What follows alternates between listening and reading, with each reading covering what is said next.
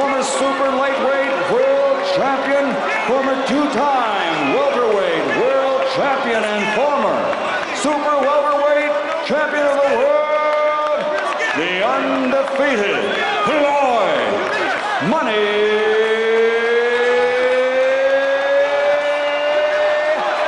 Mayweather.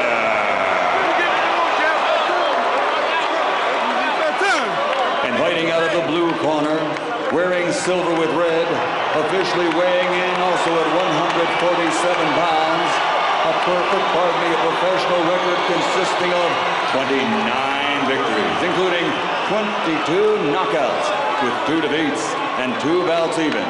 His KO to victory ratio was among the highest in boxing history among welterweight champions. From Ventura, California, the reigning, defending WBC welterweight champion of the world, Vicious Victor Ortiz.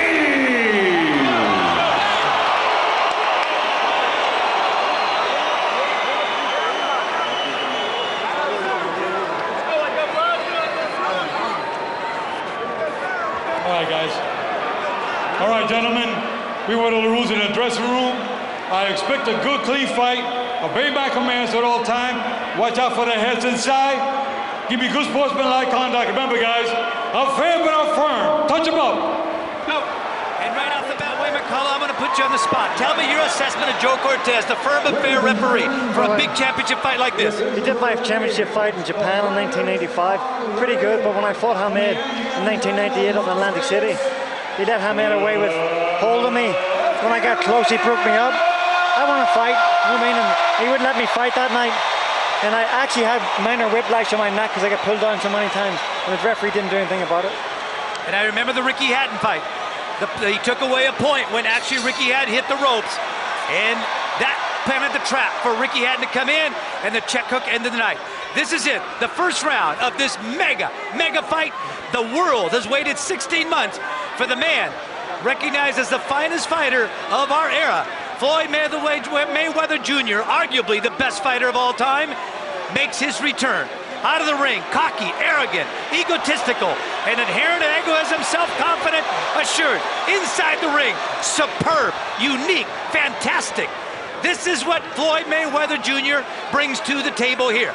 Victor Ortiz, on the other hand, it has been a long road. He's gonna bring it to Floyd Mayweather Jr., and may the best man win. Mayweather in the black trunks, Ortiz in the white. Straight away, Floyd's landed a couple of right hands. He's jumping in, he leaves his chin a bit exposed. And Ortiz has got to try to counter with a left hand over the top. And the key for Mayweather is to back up Ortiz. But look at Ortiz. This is the guy. He has faced 33 different fighters. All 33 fighters have gone to the canvas. Win, lose, or draw, he puts them all there at one time or another.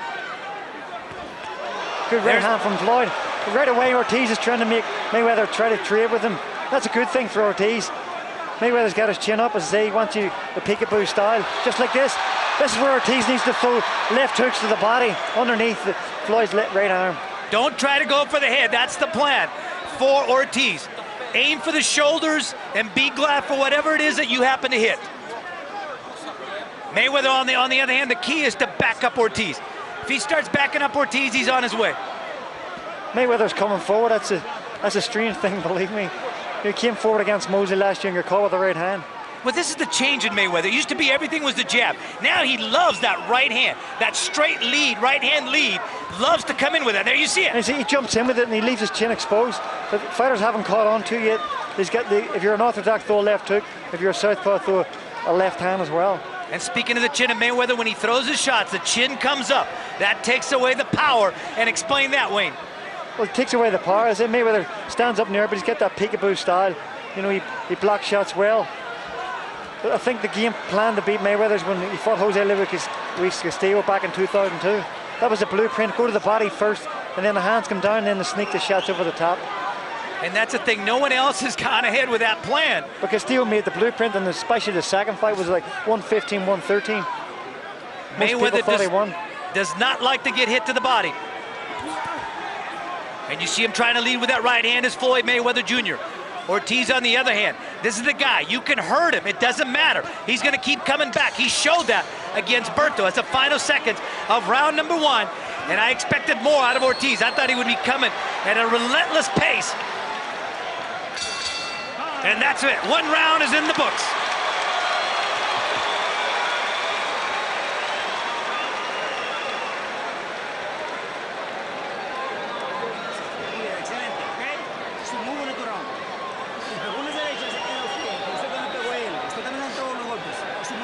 You need to go ahead and throw more punches. Aim for his shoulders, aim for his shoulders.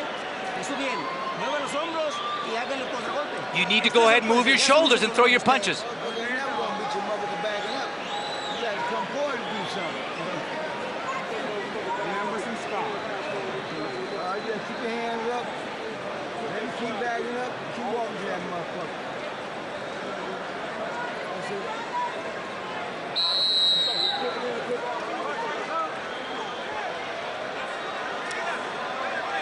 It is scheduled for 12 rounds, the mega main event of the evening, the world waiting 16 months for the return of Floyd Mayweather Jr. Again, rust does not affect him. This is the guy, again, bad hands. The reason why he doesn't fight that often is because of those bad hands. Now Ortiz dressed in white, the southpaw, trying to bring it to Floyd Mayweather Jr. He's trying to bring it to him, but Mayweather's the one actually bringing it to him. He's forcing Ortiz backwards. That's probably a good thing for Floyd. He can land his left hook, right hand just like that. The thing you're not going to see from Mayweather is combination. The last time he threw combinations, Tony Blair was in power. Now Floyd backing up Ortiz, trying to come forward. He's got to switch go to the body. He moves the head all night long. He gets throw punches to the body when he's on the ropes. And watch the shoulders of Mayweather. That's known as the Michigan defense. That's the one that James Toney, Tony Tucker, Peter Quinlan, Jeff, Roger, Floyd Mayweather, all from Cass Street in Grand Rapids, Michigan. That is a tough street. All of them use that style of fighting.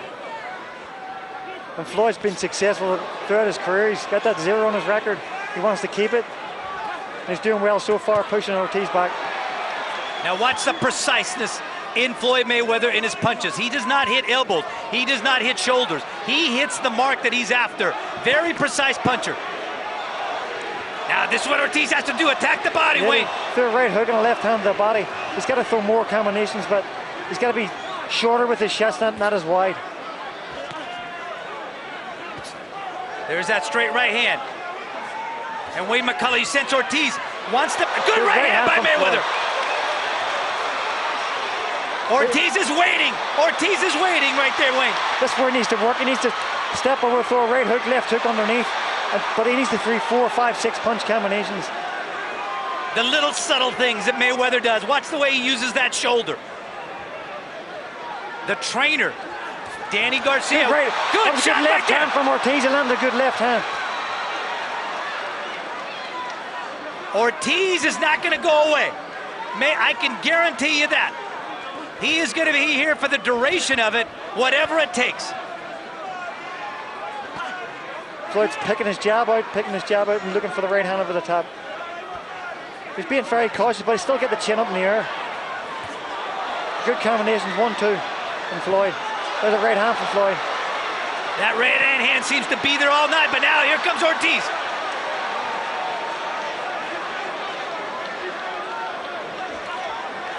Every time Mayweather feels the ropes on his back, he's got to get out of there. Well, Ortiz threw about 4 punches and missed every single one of them because he went to the head. He didn't go to the body at all. And that is the frustration that Floyd Mayweather brings upon his opponents when they keep missing one shot after another. 2 rounds are in the books. Wayne McCullough, how have you scored it? I've got 2 rounds to Floyd. I think he's just being cleaner with the shots. Ortiz is missing too many shots, although he's still in the fight.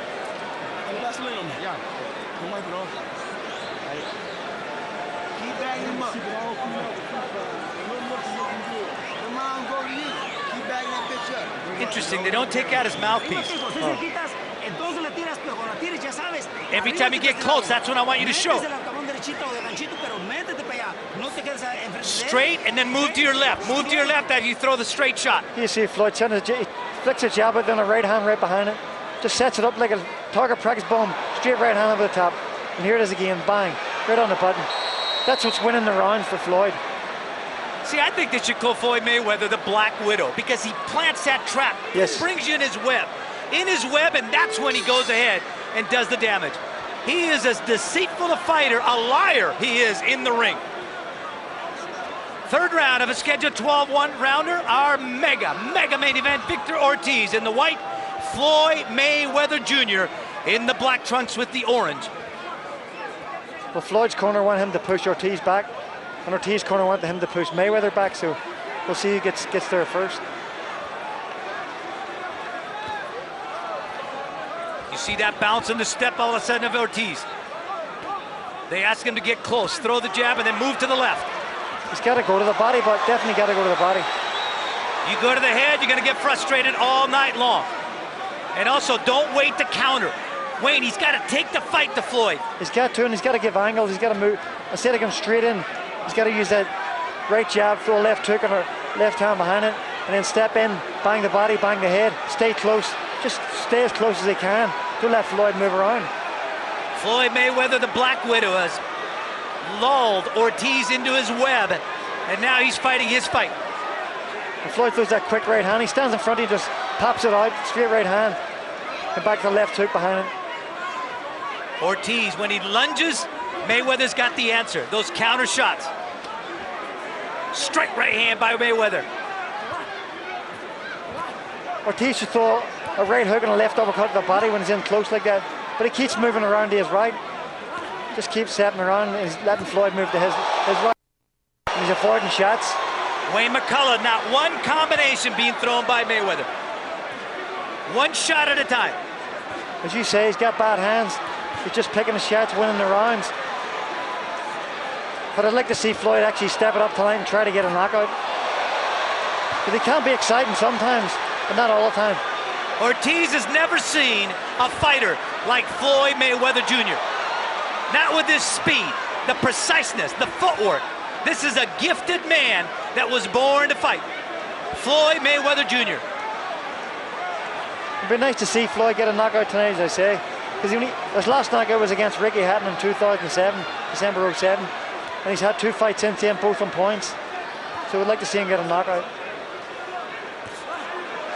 But you know, Floyd's one of those guys, he has his own beat. Oh. He listens to his own beat.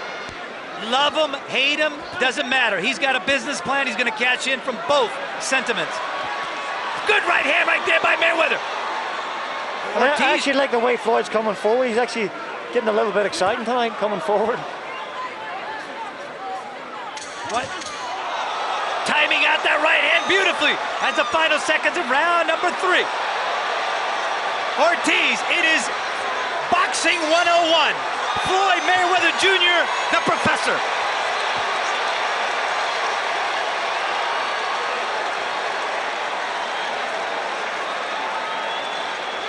And here is the crowd inside the MGM Grand Arena, and we go to the corner of Floyd Mayweather Jr.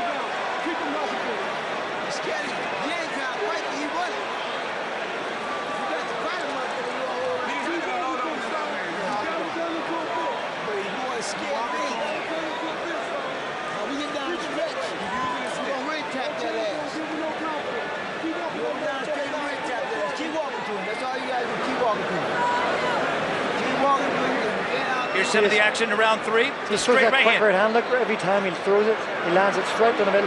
He's got his head out of the way in case anything comes back at him. That's what you call perfect position. Perfect scoring shot.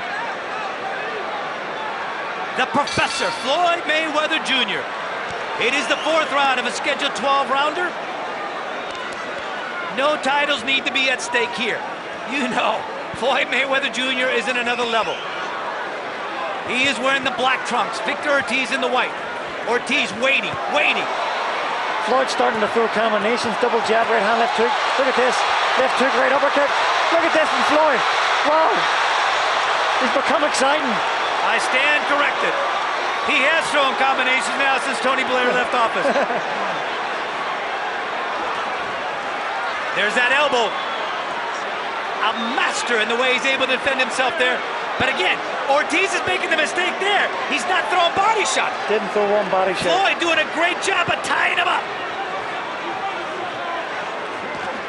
Good left hook from Floyd and then moves out of the way.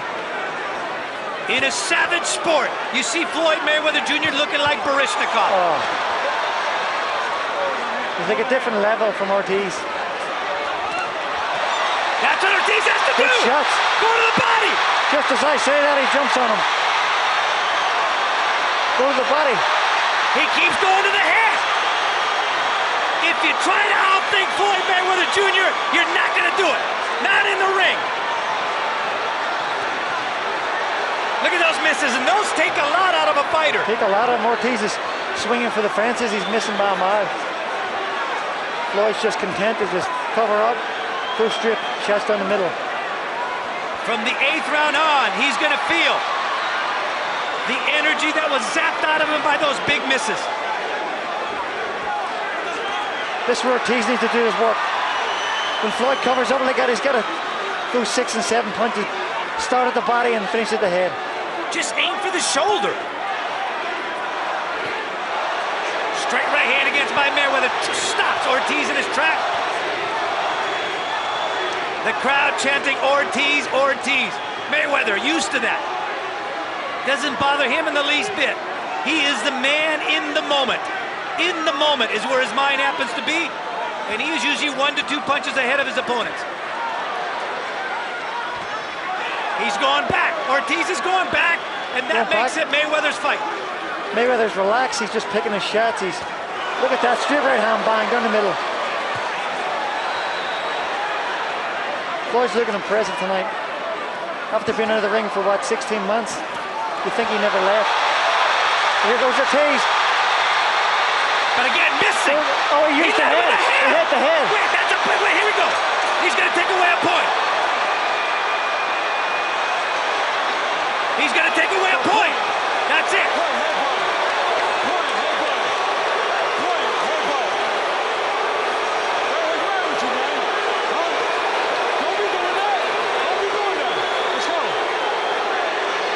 The streak just came out of Victor Ortiz.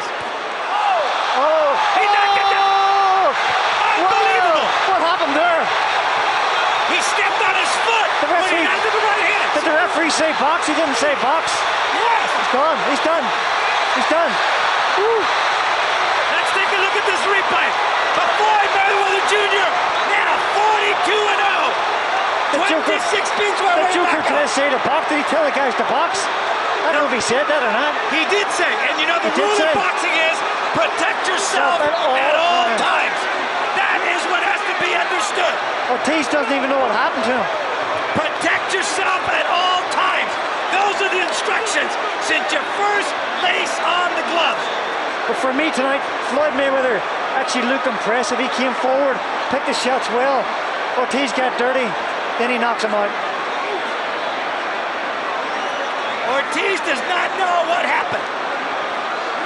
And there you see Floyd Mayweather Jr.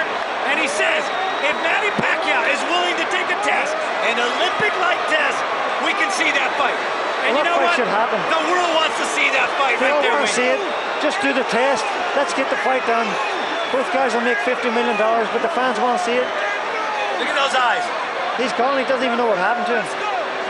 Those eyes are back in Ventura, California, someplace. He gave it a go in the first couple rounds, but you know what? He got dirty. He used his head. Then he steps back. Referee says box. Get knocked out. Desperate times for Victor Ortiz, and he resorted to street-like tactics to lead with his head. 24 years old. He can continue. But the man in the moment right now is 34-year-old Floyd Mayweather Jr. Here it is. Boom. Great uppercut. Right hand from Ortiz. I think it's where he uses the head. Here he comes, right here. Well, look, he's doing well. A good combination. All of a sudden, what happened? He just something cracking him. And here he goes with the head. Here we go. Boom. What was that all about? He was frustrated, Wayne. 2 misses. 2 bad misses. He missed shots. And now here he goes. Here it is. The referee said box. Box on. He took did he say box? Yes. Did he say box? He didn't. I thought that the referee didn't tell him to box. He did not. The referee did not tell him to box. Wayne, I made the point at the very beginning of the fight to ask you about Joe Cortez. The referee was looking the other way. He was. Look. He still hasn't seen it. He didn't even see it. He was looking the other way. He didn't say box or anything. I had that premonition. The referees, look at the referee. They're saying sorry to each other. The referee should say box, boom, left hook, right hand behind it, fight over. Joe Cortez should have been in there and told the guys to box. Defend yourself at all times, but the rules is the referee says box first. And you know, I had that premonition that the referee might play a heck of a role. That's why I asked you at the very beginning of the fight about Joe Cortez as a referee. Well, as I said before, when I fought Hamed, he pulled me down in one of the rounds, hit me while I was on the ground, and Joe didn't even deduct a point from him. So there you go. Let's go right here to the announcement. 59 seconds of round number 4. The winner by knockout victory and new WBC welterweight champion of the world, Floyd Money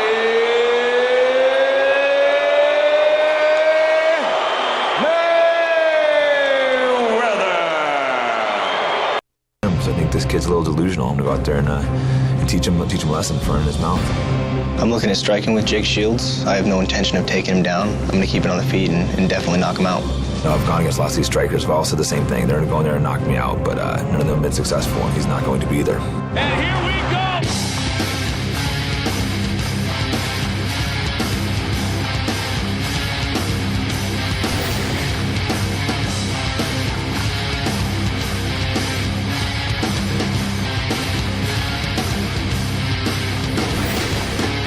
Time to end this suffering. I need a minute to myself. You will never get to me. What can't be done, I'll do myself. What you want to fall? What you lose in control? What you want to fall? No one. What you want to fall? What you lose in control? What you want to fall? No one.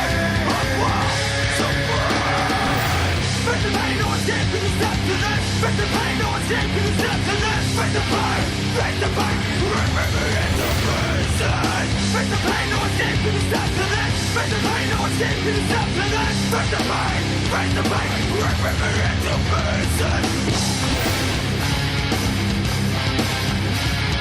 It's a prison.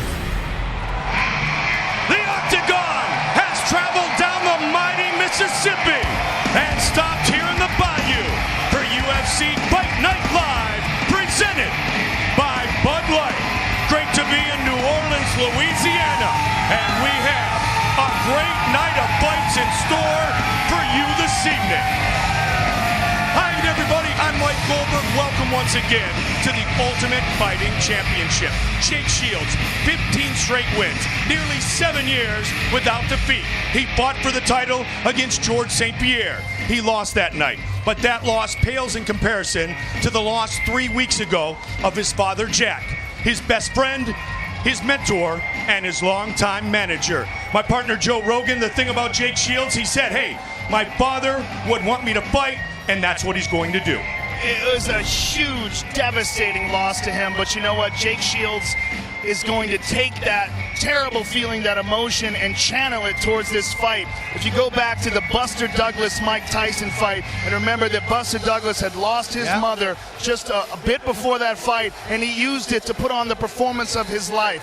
That's exactly the type of emotional fuel that Jake Shields will be channeling tonight in his fight against Jake Ellenberger. And one thing he has always possessed, some of the greatest submission skills in MMA history. He is a spectacular submission artist, not just in MMA, but also in the world of jiu-jitsu and submission wrestling. Jake Ellenberger, though, is a talented wrestler and one of the biggest knockout punchers in the division. This is a very exciting and intriguing matchup because of this. Jake Shields is going to want to get this fight to the ground. If he does get the fight to the ground, he's one of the very best in the world. He has an outstanding guillotine, his arm triangles, his leg locks, everything he has is absolutely flawless. But He must get the fight to the ground. When they're standing up, Jake Ellenberger will have a significant advantage. And Jake Ellenberger has been training his hands with Rafael Cordero, the old shootbox coach. So that is our main event later. Also on the card, not one, but two Ultimate Fighter winners.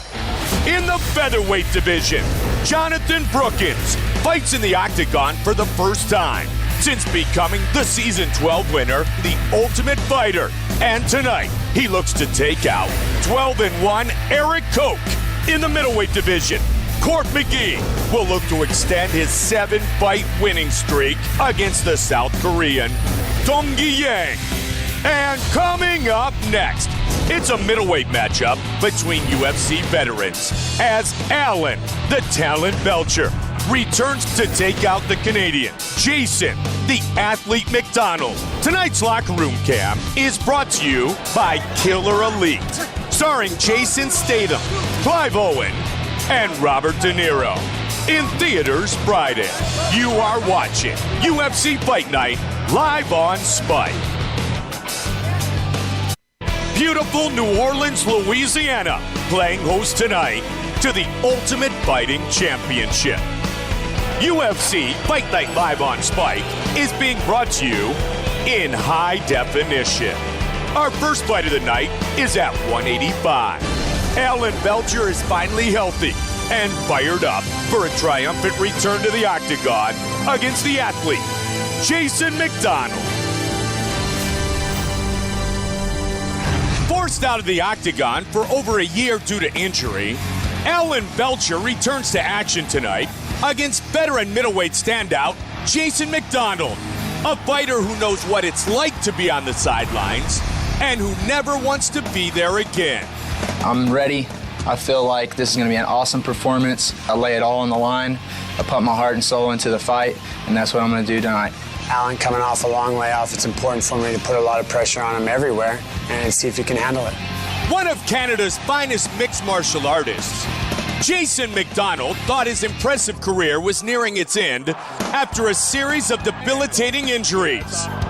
But when he returned to active duty at UFC 129, the athlete was on top of his game in submitting Ryan Jensen. You're as good as your last fight. So for me, I'm coming off a big win. It's important for me to go out there and have another great performance and get another good win tonight and start moving forward. Alan, the Talent Belcher, was in prime form in 2009 and 2010, winning 4 consecutive post-fight awards in fights with Dennis Kang, Yoshihiro Akiyama, Wilson Govea, and Patrick Cote. Now, after 16 months away, Belcher's back. My plan is to keep it standing and knock him out, but if it goes to the ground, then as you've seen before, I can submit guys, I can ground and pound, I can hold my own on the ground, you know, I'm no slouch. Coming up next, Jason, the Athlete McDonald, fights Alan, the Talent Belcher. This is UFC Fight Night, live on Spike.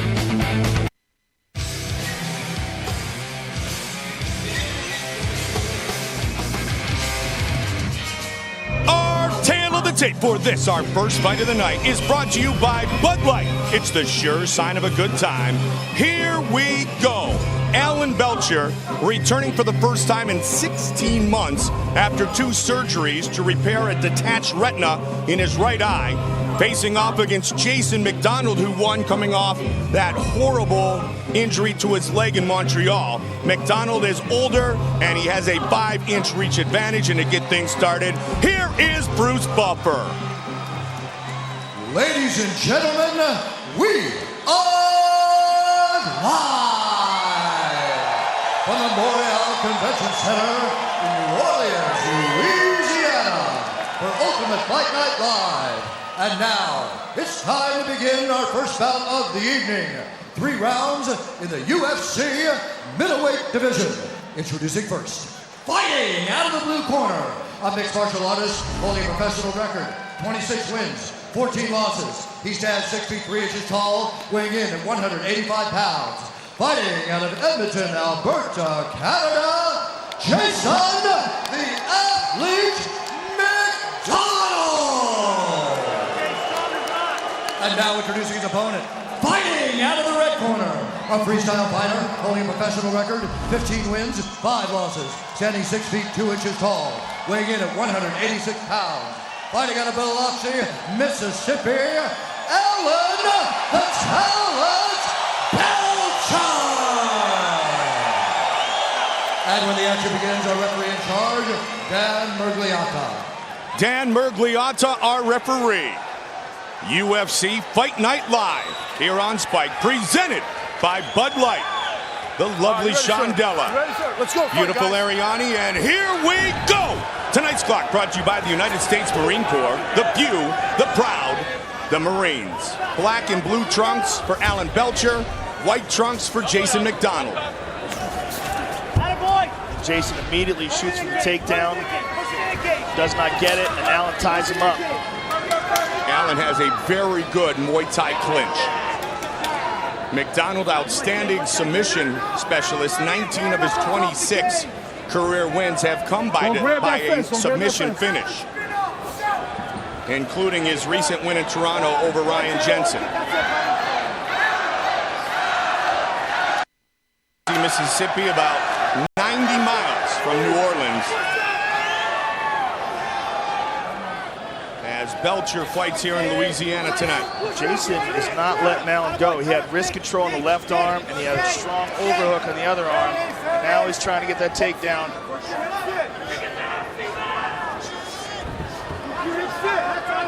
Working that single, switching to a double. And that's what he's got to do. He's got to chain different submission attempts, different takedown attempts together. Use your head. Use your head there. He believes that, he dragged the fight to the ground by pulling guard. And as we saw in the Ryan Jensen fight, he's very good off of his back.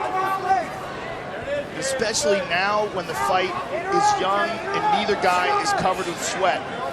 There's a lot of friction, and it makes it easier to lock up submissions. Now, Jason McDonald is very dangerous from his back. Very creative with his submissions. Alan stacking him up.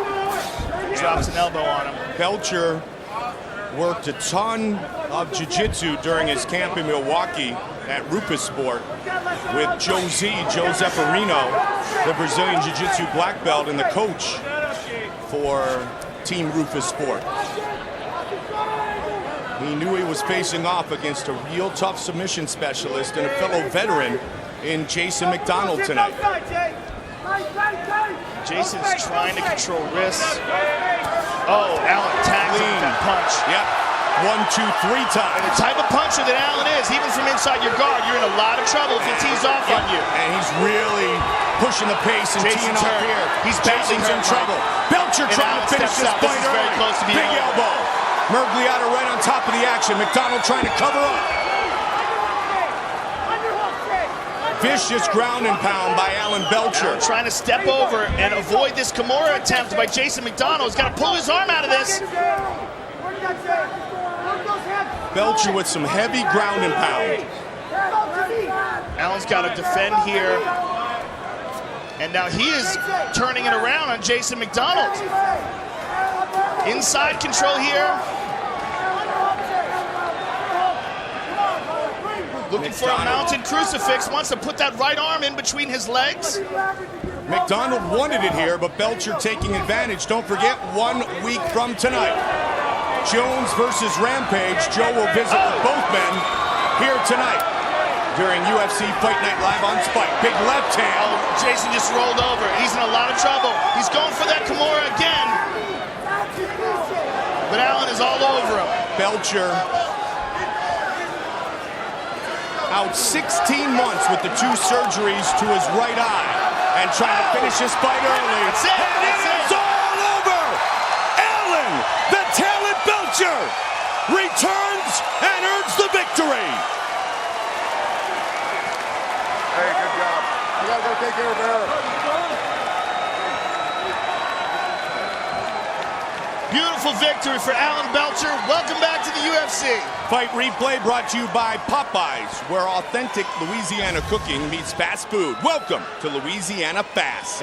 And that is the right hand that started from inside the guard. And as you said, Alan is such a strong puncher that he doesn't need that much room to create that kind of impact. And there you see a nice elbow that hurt him as well. And once Alan had him in trouble, he swarmed on him. Jason tried to cover up and tried to recover, but Alan did not let him and just kept teeing off on him until Dan Miragliotta had seen enough. In 1987, Sugar Ray Leonard had a similar surgery to that of Alan Belcher, and he beat Marvin Hagler. Belcher said he used that as inspiration, and he wins here tonight.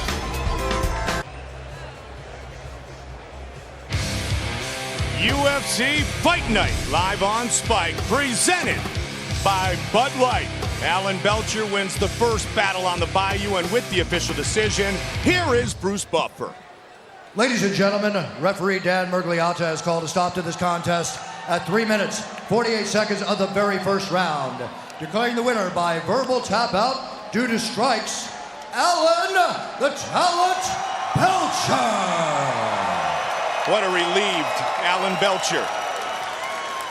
All right, I'm here with the winner, Alan Belcher. Alan, it's been 16 months and 2 surgeries. How does it feel to be back and get a victory? Man, it feels awesome. I'm so emotional right now.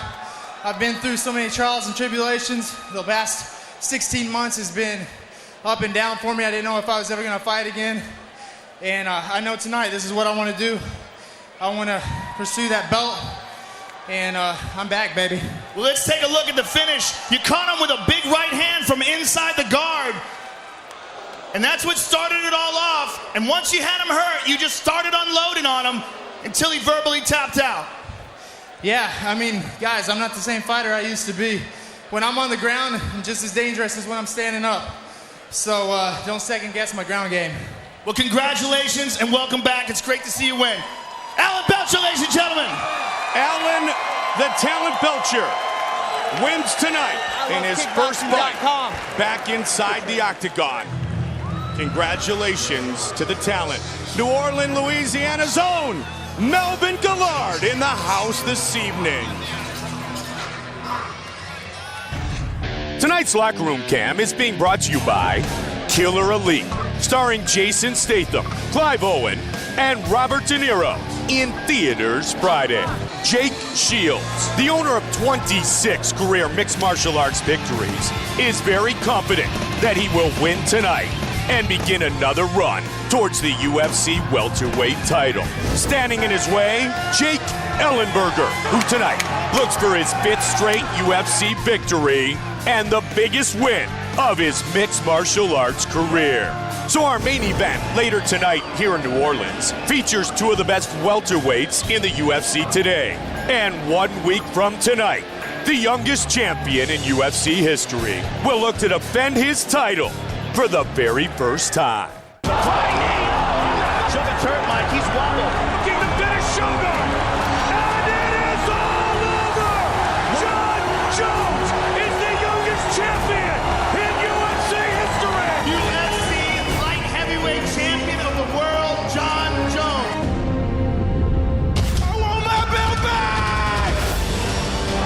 Big shot going down. Oh, he's down. Cold. That's what I was talking about. He swings to kill you. Every punch he throws is to knock you senseless. He's the leader of the next generation. And he might be the greatest talent that we've ever seen in the UFC. John Jones, Rampage Jackson, The legend, the champion, who will dictate the future.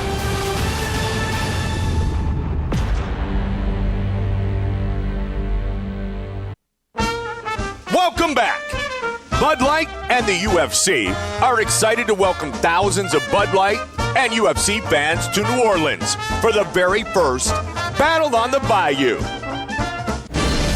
Anxious to return to the octagon and battle for the first time as the Ultimate Fighter, Jonathan Brookins makes his UFC featherweight debut against Eric Koch.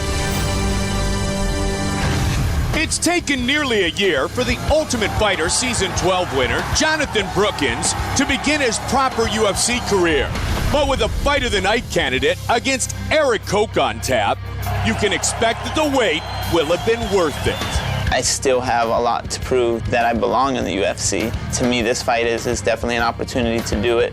Gonna go in there, use my footwork, my defense, my offense, give everybody what they want to see, and that's knock out Jonathan Brookins.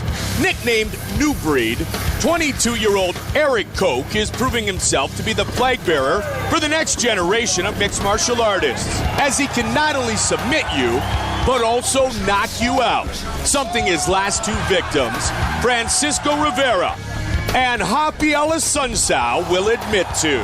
I want my title shot. I want Jose Aldo. I want Kenny Florian to do that, put a stamp on Jonathan Brookins, and knock him out tonight. Soft-spoken Jonathan Brookins became an instant fan favorite on The Ultimate Fighter Season 12 for his ability to be laid back outside the octagon and a relentless competitor inside. And when the competition was complete, he earned a UFC contract with a come-from-behind win over Michael Johnson. I train with some really incredible grapplers that give me a lot of confidence in the grappling aspect of the game. So ideally, I would love to win by submission tonight. Coming up next, Eric Koch faces Jonathan Brookins. This is UFC Fight Night, live on Spike.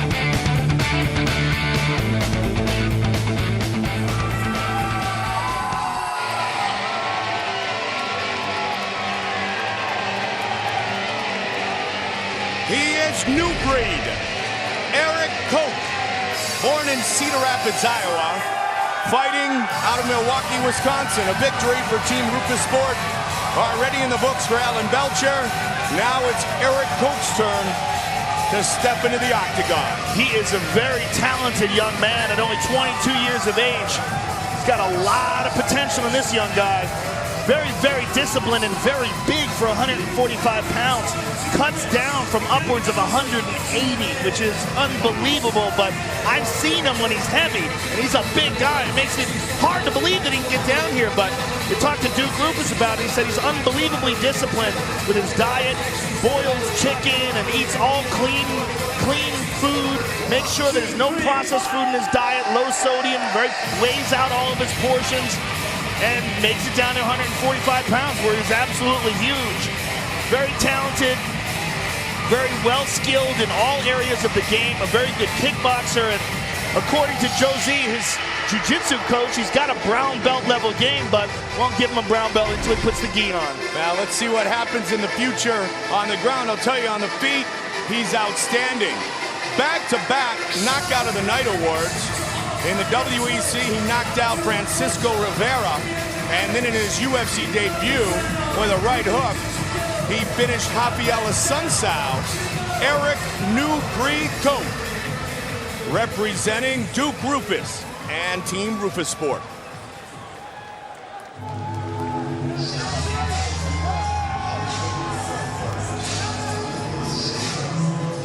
His opponent is Jonathan Brookins, Season 12, Ultimate Fighter winner at 155 pounds. He defeated Michael Johnson by unanimous decision to earn that honor in a fight where Johnson beat him up pretty good, Joe, in the early round. Tonight, he returns to 145 in what is his UFC featherweight debut. Most notably, he fought some kid named Jose Aldo in his lone WEC bout in November of 2008 at 145. Yeah, he really showed on the Ultimate Fighter finale. He's got a spectacular ground game. Really just a tough kid.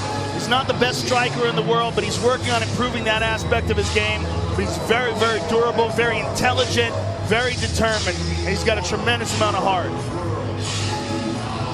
Jonathan Brookins trained all over for this test tonight against Eric Koch. Calls his home Gracie Baja in Orlando, Florida, but spent some time at the Pit Elevated with fellow winner Court McGee, who's on the card tonight, Ramsey Nijum, and Clay Harbison. It's been a long time since that fight. It's been 9 months, and a kid like this is going to be improving every single day. So I guarantee you, the Jonathan Brookins we're going to see tonight will have definitely cleaned up his striking and improved in virtually every single aspect of the game. The real question is he going to be able to deal with the striking of Eric Koch? Because Eric's striking is outstanding.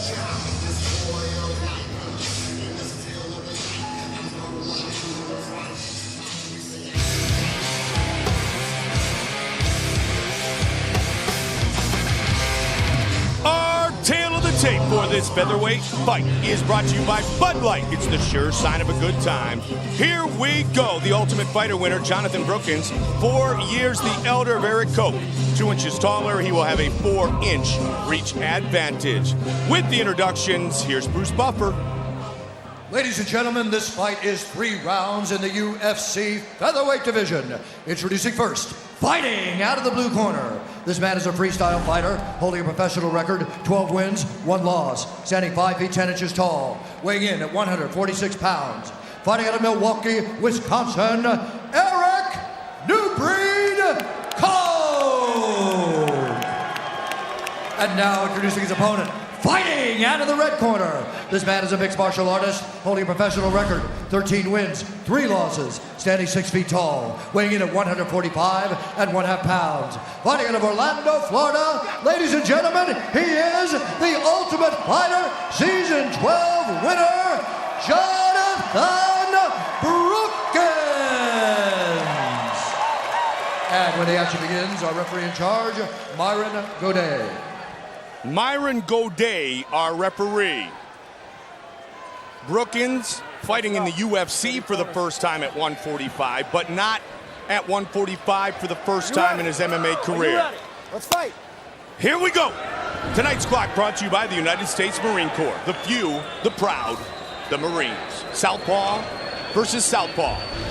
Eric Koch in the red trunks, white trunks for Brookins. Koch, an outstanding striker. Training partner and roommate of former WEC champion Anthony Pettis.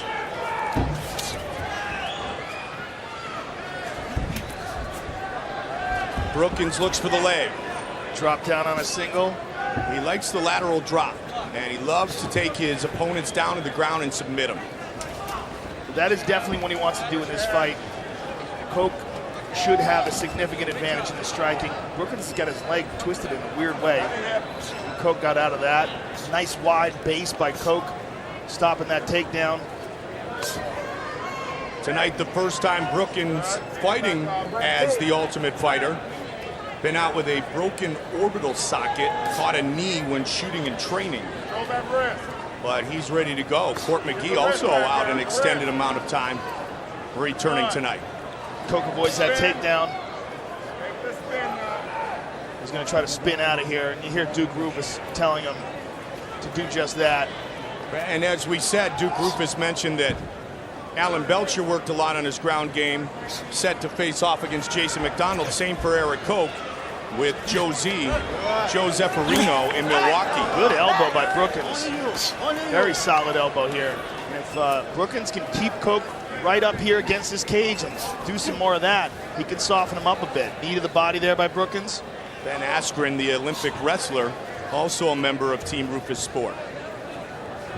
Well, there's so many fighters who are coming to Duke Rufus to learn kickboxing for MMA. You know, Duke, being a former world champion Muay Thai fighter, has really evolved the kickboxing for the MMA game and has some great thoughts and ideas on strategy and techniques to use kickboxing and use Muay Thai specifically for MMA. And you see the success of his fighters, Eric Koch and, of course, Anthony Pettis. And Anthony's younger brother, Sergio, just made his professional MMA debut and won by knockout, a head kick, in Winnipeg, Manitoba, Canada. Yeah, and I had a chance to visit Duke's gym, and you know, he's got a bunch more like it coming up in the ranks. Just a real great crop of young fighters, and Duke is just a fantastic trainer. You know, any young people, any young fighters looking for a guy to learn Muay Thai from, you can't do any better than Duke Rufus. Nice elbow there. Oh, another one, a solid one. And Brookins if he's able to do this Randy Couture type strategy of weighing Coke down, keeping him working, and keeping him pressed up against the cage. And as I said this, Coke is free. Oh, big left hand. Look how loose Coke is standing. Very relaxed. This is where he wants this fight. Nice kick. Hard kick. The most scandalous team in college football is back. When Spikes hit comedy, Blue Mountain State returns for an all-new season. The season premiere of Blue Mountain State is Wednesday, September 21st at 11 on Spike, but you can catch a sneak peek episode immediately following tonight's fights. Under 90 seconds on the clock here in round one. Brookins and Coke, our second fight of the night. You can definitely see some improvements in Brookins' striking, his ability to roll with punches and relax through them. He took a lot of damage in that first round in the Ultimate Fighter final with Michael Johnson. Showed a lot of heart and courage to fight through that and then win the second and third round and earn the honor of joining all the Ultimate Fighter winners. And he's working hard for this takedown, Joe. He really is, Mike, and Coke is showing some really outstanding takedown defense and a nice hammer fist there. Beat him up there, beat him up. You hear Duke Rufus in his corner yelling, beat him up there, beat him up. Brookins might be better off just trying to keep him up against the cage. He had so much success earlier with those short elbows and the knees to the body. Because he's expending a tremendous amount of energy here with no result. And eating some punches in the process. Final 30 seconds of the first round. You know, young fighters should really watch Randy Couture in some of his fights. The Gonzaga fight's a perfect example of how well he uses that cage. And the constant knees to the legs and elbows, and just made an art form of beating guys up against that cage. There's so much technique to it that people really don't quite appreciate. Good old-fashioned dirty boxing, Randy Couture style. Led him to the Hall of Fame.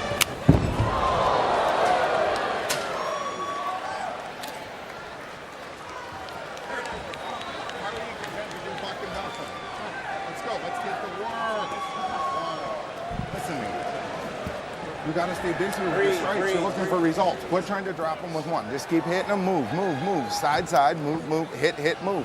All right? Quit trying to look for big results. Hit, move, hit, move. That's why he's able to clinch you up. All right? And don't be content to stay on the fence. You understand me? Yes, sir. All right? Let's get going. We got to get off. The double jab. Hook. Good, good, good, good, good. Good. How you feeling, baby? How you feeling? Good. You all right? Yeah. Give it the same game. Okay? You got hit this. them more. You got this. When you put them in a fast now this time, take them to the ground. Okay?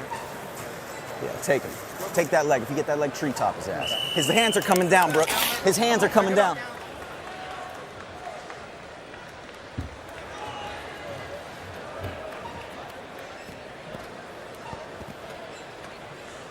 A physically exhausting first round of fighting, because we've said it many times, Joe, the style of fight that we saw in the first 5 minutes is very physically exhausting on both men. Yeah, the constant takedown attempts and constant takedown defense.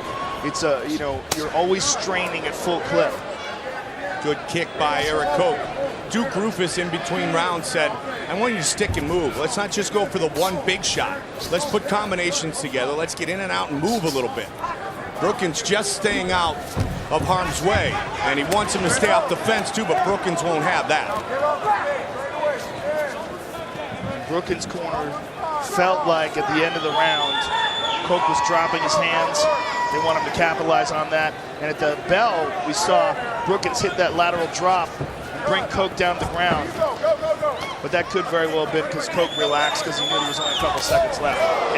There's a lot, and that's what he loves. That's his go-to. He loves the head kick. Of course, it was a right hook that exploded Rafaela Sunsound. Well, as you said, a roommate of Anthony Showtime Pettis. That's the head kick master right there. How come I feel like there's many times during the week where they're jumping off fences, cages going, all right, I got one for you. It's kind of like an MMA game, a striking game of horse. Well, Duke practices those techniques and has guys practice them in the cage. We saw Alan Belcher do that push-off punch with in the Akiyama fight, and they do them so often that they become a viable option during a fight. creativity running wild in Milwaukee. Brookins is really struggling to get Coke down here. Yet he's still displaying a lot of octagon control, though. Good octagon control and a lot of pressure on Coke. And this is where Rufus does not want new breed 22-year-old Eric Coke, 12-1 in his MMA career. Brookins is really struggling here, Mike, as is Coke. And look at this. The Wizard's the only thing that kept him up here. Hard Wizard there by Coke. His only loss went the distance. And he tracks him down, but Coke is on top. In 2010 against Chad Mendez, Coke trying to get onto the neck. Coke's hanging on him and hits him with a nice knee. But Brookins turns it right back around. First time at 145 in the UFC for Jonathan Brookins. He fought Jose Aldo at 145 in November of 2008. Don't forget, the all-new season of The Ultimate Fighter begins this Wednesday at 9 p.m. with a 2-hour special featuring all 16 fights to get into the house. This season, it's bantamweight and featherweight competition with the coaches Michael the Count Bisping, the Ultimate Fighter winner, and Jason Mayhem Miller. And all the reports we have is the show is absolute mayhem. Season 14 of The Ultimate Fighter. Good job by Coke of spinning it around and getting Brookins against the cage. Nice knee. Look at the technique to that knee, Mike. It's the turn, it's the quick hip that goes through that really generates the power. Exactly. It's hard to appreciate unless you understand it, but the way he turns it over is very nicely done. Brookins is free. And Duke Rufus is truly from the school of if you're gonna utilize the effort, if you're gonna throw to finish. Yeah. Like that. Don't hold back. You don't need any there's no pitter-patter in his approach. I would like to see him throw more of those leg kicks, Mike, because Brookins is not checking any of them. Wow, fast hands. When Brookins is trying to take him down, I mean, you take away that one leg, that one piece of foundation, that's going to have a significant effect on his ability to shoot, his base, everything, his balance. So it's a very even matchup. 13-3 against 12-1, 4-fight win streak for Brookins. Last loss was the aforementioned bout at 45 with the champion Jose Aldo. Very nicely done by Brookins. Just turn that angle there and drag Coke to the ground. Coke does have submissions off of his back, so look for that.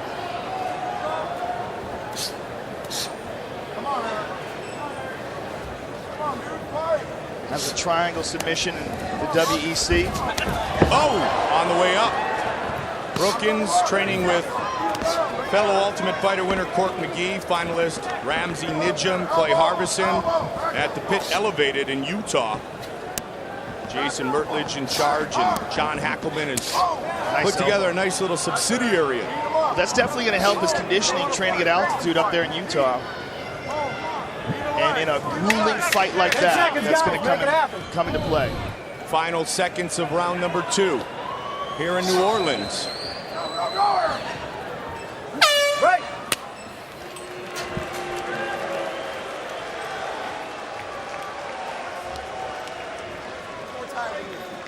He's definitely more tired than you. Perfect game, okay? Try to work his back next time, okay? Work the back now. His hands are down. The only way he's protecting the back is because his back is against the fence. Try to move him and try to get him on the back, okay? His hands are down. Shoot that long two. Takedown, man. You got this. Get it on the ground. You need it. You need it. It's a close fight. You need it. Deep breaths. Come on. You need this. You need this.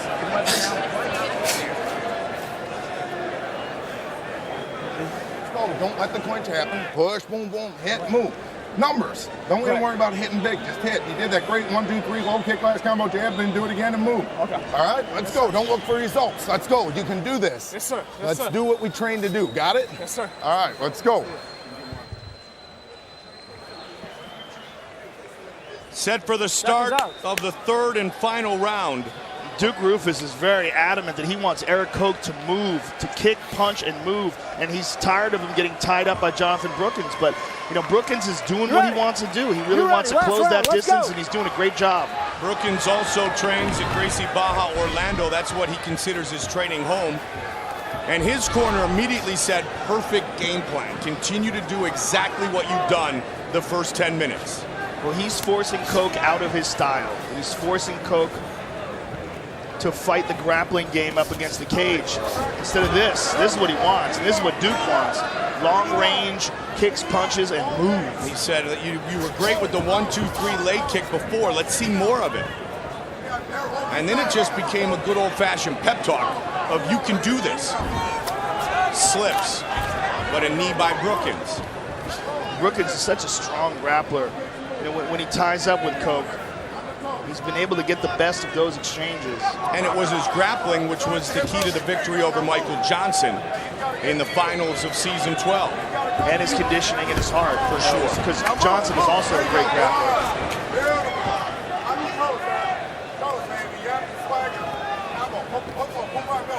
You can hear Duke Rufus in the background. Nice jab. This is what he wants. Yep. And this is what Coke wants. This is his kind of fight. But you know that Brookins is looking for the first opportunity to clinch up again.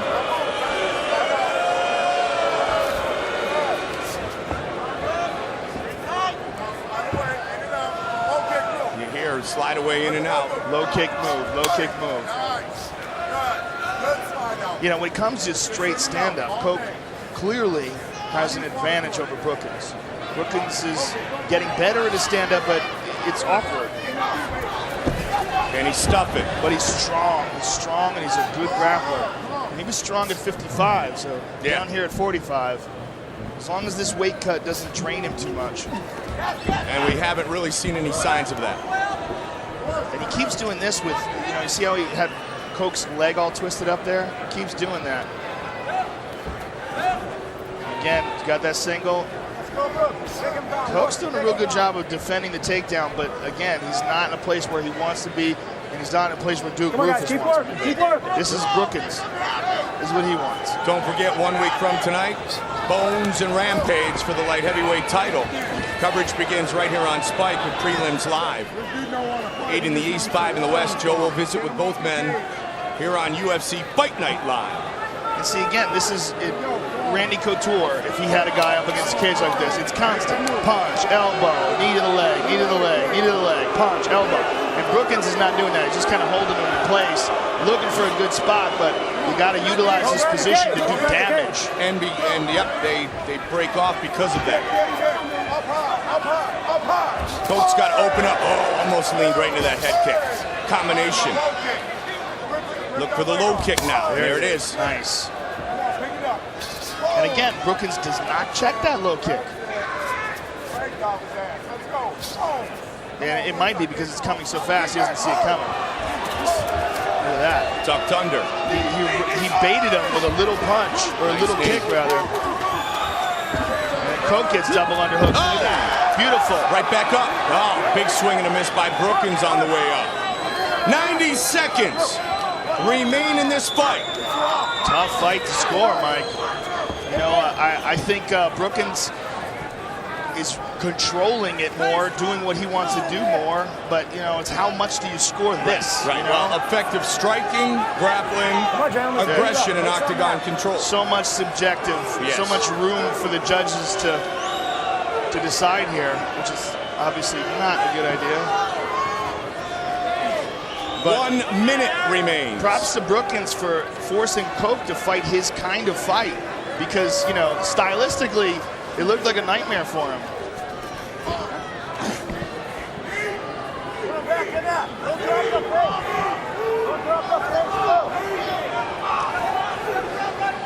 I'd like to see Coke break away and try to open the hands again. Oh, clearly, yeah. And to throw those low kicks. That left glanced off his chin from Brookins. That's exactly what Eric's trying to do here. Yeah, Brookins just on him like glue, you know. He's such a determined guy, Brookins, which is what we saw in the finals of the Ultimate Fighter. Question. You know, that's why he won that fight. He's tough as nails, this kid. Dana White said he had never seen someone as respectful and humble for as talented as he is. Yeah. Jonathan Brookins. He's a great human being. Yep. Really, really cool guy. Nice kid. And looking to remain unbeaten in the octagon. Fight goes the distance. It's now in the hands of the judges. the official decision. And the winner of Coke and Brookins will come your way. Up next, live bands, lots of Bud Light, and our fight replay brought to you by Popeyes, where authentic Louisiana cooking meets fast food. Welcome to Louisiana Fast. And there you see Eric Koch connecting with that long jab. And, you see Brookins is moving away from a lot of these shots, and here he eats a kick. Caught him on the shoulder, but caught him on the head. It could have been a lot of trouble. Well, let's see what the judges think. They have rendered their decision, and here is Bruce Buffer. Ladies and gentlemen, after 3 rounds, we go to the judges' scorecards for a decision. The judges score this contest 30-27, 29-28, and 30-27 for the winner by unanimous decision, Eric Newbreed Koch. Unanimous decision victory for Eric Koch. I guess they chose the striking over the aggression and octagon control, which is a very subjective choice. And, Eric Koch is a very talented guy and good striker, very good striker. And he wins tonight, remains unbeaten in his UFC career. The beautiful Mandy Moore in attendance here tonight in the Big Easy. Later tonight, it is our main event of the evening as Jake Shields fights Jake Ellenberger. Jake Shields, who holds MMA victories over Ruthless Robbie Lawler, Carlos Condit, and Dan Henderson. And tonight, he looks to add this man, Jake Ellenberger, to the list. Ellenberger has had a tremendous training camp for this first main event of his UFC career. And he's greatly improved his striking under the tutelage of Rafael Cordero. Tonight's Locker Room Cam is brought to you by Killer Elite, starring Jason Statham, Clive Owen, and Robert De Niro, in theaters Friday. 9 p.m. It's the premiere of Season 14 of The Ultimate Fighter. This season on The Ultimate Fighter. Right now! Now you stay away from me because I'm gonna your ass. Jake, hey, you need to control your team, Miller. You doing?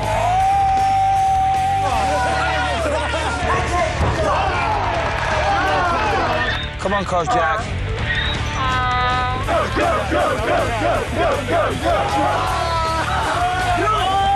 Get out! Stuck it out! It's always turn. I'm trying to turn through him. Hey, you got Are you guys brothers? No. Yes.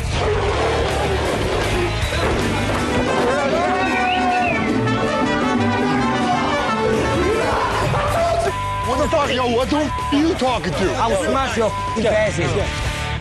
The all-new Ultimate Fighter 2-hour premiere special, Wednesday at 9 on Spike. Still to come, Ultimate Fighter Season 11 winner Court McGee returns to the octagon to face the South Korean judo black belt, Dongi the Ox Yang.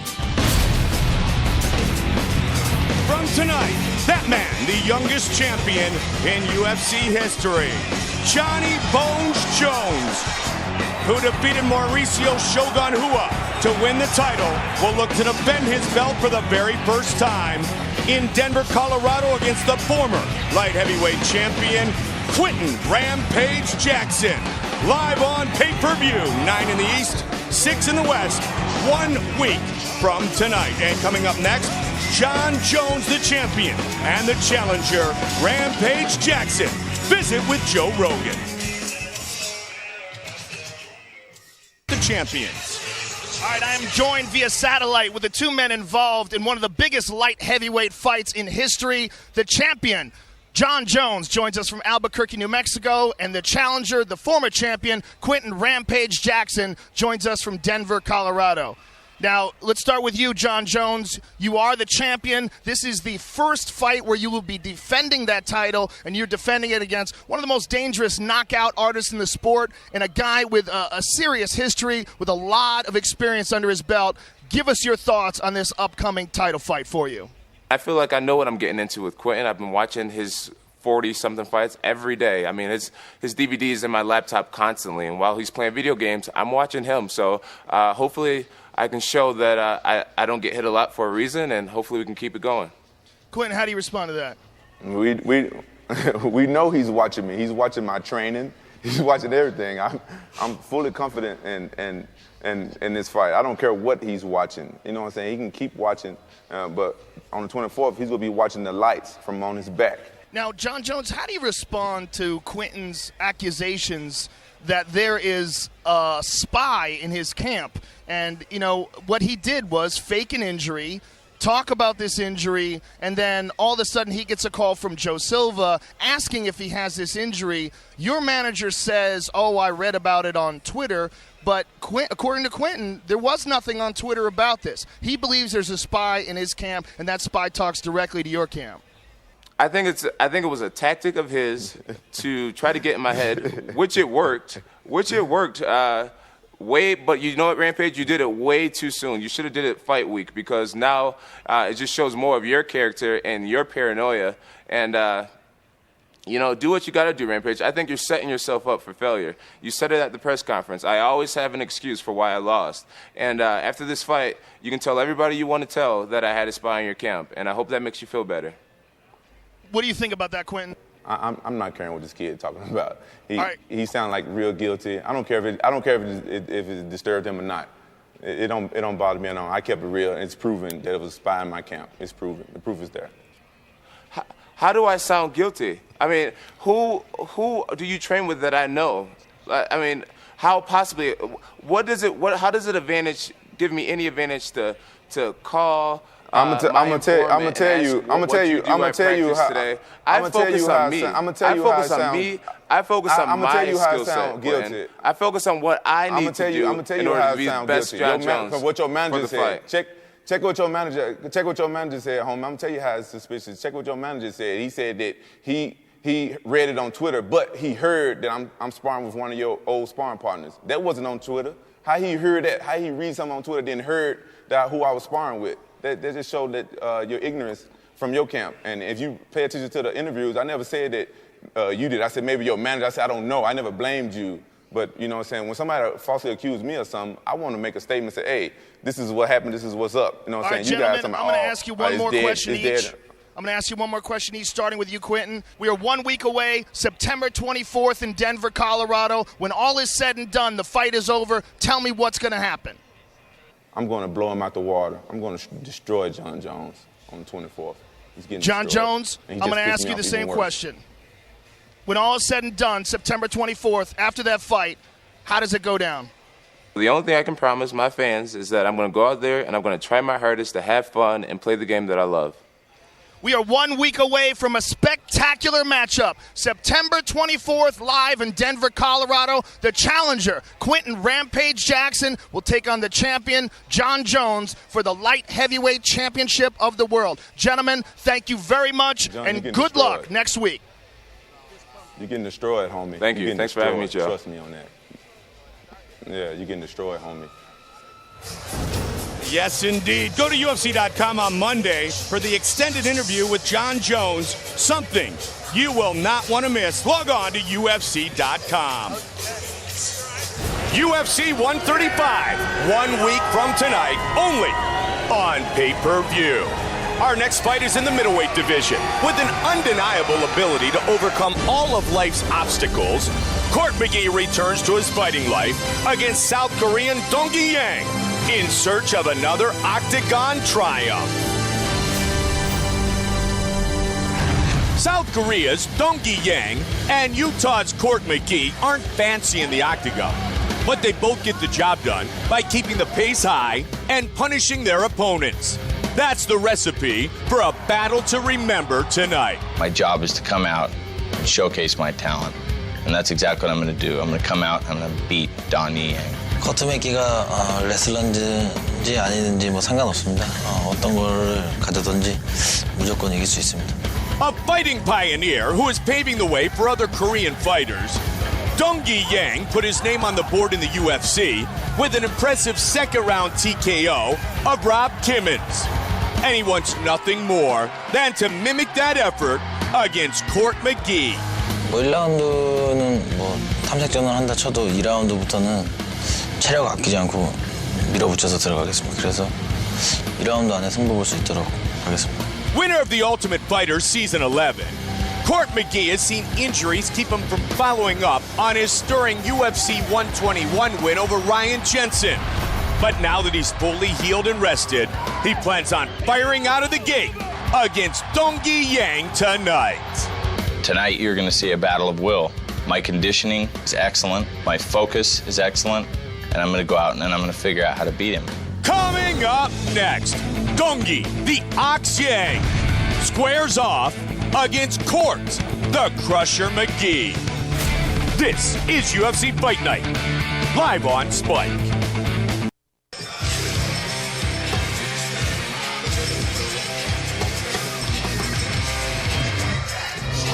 Our tale of the tape for this middleweight matchup is brought to you by Bud Light. It's the sure sign of a good time. Here we go. The Ultimate Fighter is 25 years old. The South Korean is 26 years old. Court McGee will have a 3-inch reach advantage with the official introductions. Bruce. Ladies and gentlemen, this fight is 3 rounds in the UFC middleweight division. Introducing first, fighting out of the blue corner, a freestyle fighter holding a professional record, 10 wins, 1 loss, standing 5 feet 11 inches tall, weighing in at 186 pounds. Fighting out of Seoul, South Korea, Dongyi, the Ox Yang. And now introducing his opponent, fighting out of the red corner. This man is a freestyle fighter holding a professional record, 12 wins, 1 loss, standing 5 feet 11 inches tall, weighing in at 184 and 1/2 pounds. Fighting out of Orem, Utah, ladies and gentlemen, he is the Ultimate Fighter Season 11 winner, Court the Crusher McGee. And when the action begins, a referee in charge, Yves Levine. Yves Levine, our referee. Step back, sir, and you stay there. The lovely Shondella Ariani, UFC Fight Night live on Spike, presented by Bud Light. You ready? McGee. Are you ready, sir? Fight! And Yang. Tonight's clock brought to you by the United States Marine Corps, the few, the proud, the Marines. Southpaw, the South Korean in the white trunks, Dongyi Yang. Green trunks for Court the Crusher McGee, who broke his hand in his fight against Ryan Jensen. He won the fight, broke his hand early, and the day after he was finally cleared to train again, his first offensive move in training, he blew out his left knee, and he's been out since that point. Returns tonight. Had his right knee surgically repaired in 2008. His left knee was destroyed, 5 meniscus tears, the ACL, but he's back healthy and hopes to remain unbeaten inside the octagon tonight. Yang really likes to throw the right hook, so keep an eye out for that. And he is an ox. He's very physically strong with a judo base, but as well, he's a black belt in Taekwondo. Kick checked a moment ago.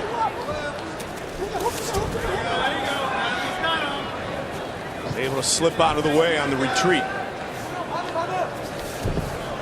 The relationship with Chuck Liddell only grew in The Ultimate Fighter, and then Court McGee, after The Ultimate Fighter, went to train with Chuck. Chuck was getting ready to fight Rich Franklin.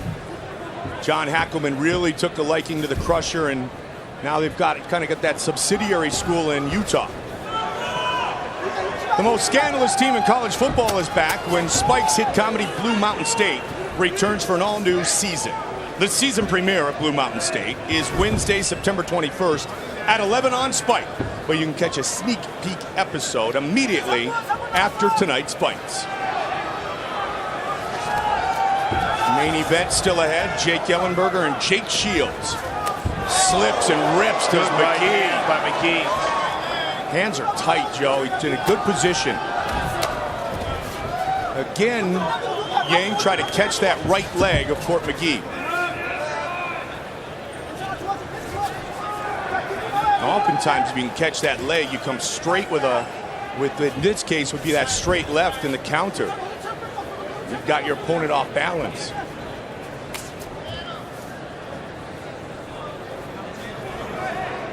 Both guys are standing right in front of each other, just sliding in and out of range.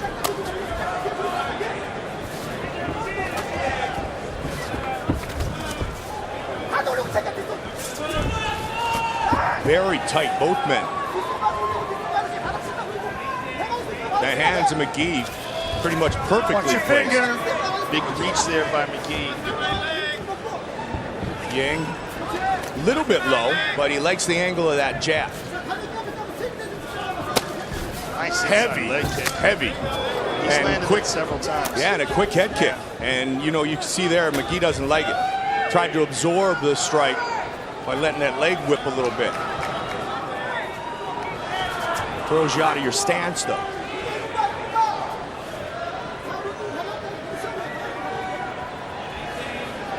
You can see that Yang is connected a few times. You can see a few red marks on the face of McGee, the Ultimate Fighter Season 11 winner, former pro boxer. That's from that right hook that Yang throws. And that's his go-to punch, Joe. Under 90 seconds on the clock here in the first round.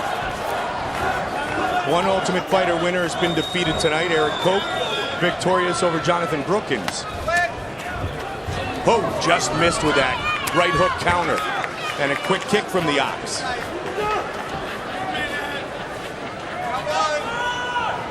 Dongyi Yang 10-1, Court McGee 12-1. Yang actually defeated by Chris Camozzi in his UFC debut. Camozzi and McGee are buddies from the Ultimate Fighter.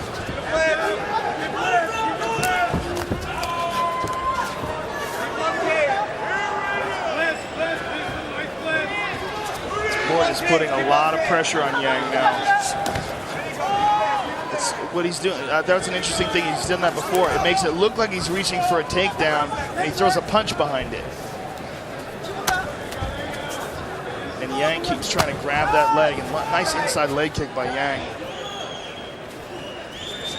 McGee injured after the surgery and the time off on his hand during a wrestling practice with Jake Shields, who will fight in our main event, Ramsey Nijam and Gilbert Melendez.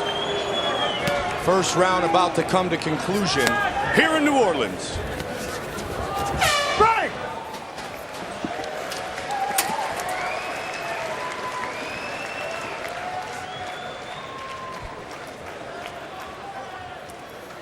All right, breathe, breathe. Good. Good, good. Rocky Star, you ended up winning the round. You won that round. Breathe, breathe. Give me your mouth, please. Breathe, breathe, breathe, breathe. Okay. He's tired. He's Breathe. tired. He's already tired. He's already tired, okay? Okay, he started off strong in that round, but you finished off strong and you beat that round, okay? You won that round at the end, and you showed him what's going to happen. He is tired, okay? And now circle the same way you're circling. Don't reach, okay? But finish that left hook, okay? Finish with a left hook. Keep him on the court. Finish with a left hook, okay?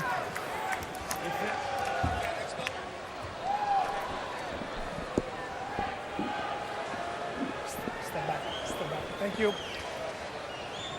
Dongyi Yang, Court McGee, 5 minutes in, second round. Southpaw in the white trunks. Ultimate Fighter winner in the green trunks.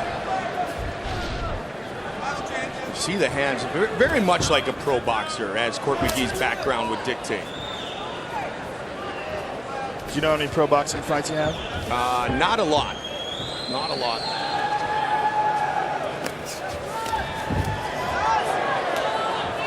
Was involved in boxing before, as he said, he became a hailstorm of destruction to himself. About nearly 2,000 days. He's been clean. He said, I've got a wife, I've got 2 sons, I have a wonderful life, and this is the life I'm going to keep. And a great story behind Court McGee and his ability to overcome all kinds of adversity. Again, heavy on that inside leg kick, Joe. He's staying in the pocket. Yeah, he's happy to fight an opponent, isn't he? Yes, he is. Now he gets the clinch, but I'm telling you, Yang is such a good judo stylist. This might not be the best position. He's got fantastic base and great takedown defense. And as you see it right there, the court had nothing there for him. And Yang spun him out of it. when you clinch up with a real strong judo player, they just have this unbelievable core strength and balance.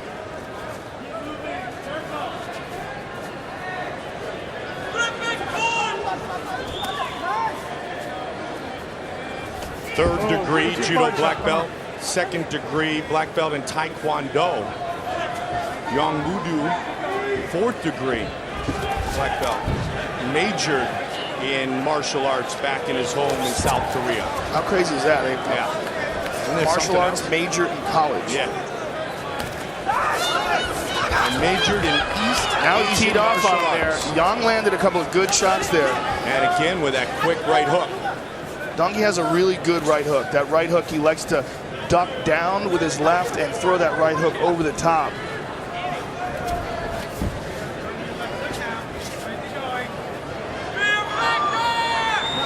Nope, snaps it. A little slip by Yang there. Well, Yang, as I said before, loses a lot of weight to make 185 pounds. He's fought as a heavyweight before, and I always wonder how much that affects his conditioning. I saw him preparing for the Chris Camozzi fight, and 7 days out, he was trying to lose that weight. So it's a significant amount that he cuts. And when you're fighting a guy like Court McGee, who's got such spectacular endurance, I mean, Court really is known for his conditioning, prides himself on it. Remember the montage of him training for the Ultimate Fighter finale, showing him wearing a weight vest and running in Utah at altitude. Court, again, working for the takedown, but the defense, the takedown defense of Dongi Yang is quite exceptional. Longtime member of Korean top team, trains with Dong-Yeon Kim and Chan Sung-jung, the Korean Zombie, but Zombie's been injured, Joe, so Yang has not been able to train with the Korean Zombie. He was able to avoid that takedown, but what we saw from Yang there was a big, deep breath, Mike. And even if Court can't take him down, he's forcing him to work very hard. Well, you want to talk about an unbreakable will and spirit. That certainly is possessed by Court McGee. Well, when you've battled your way through addiction like Court has to sanity and sobriety and happiness, he's got some intense mental fortitude.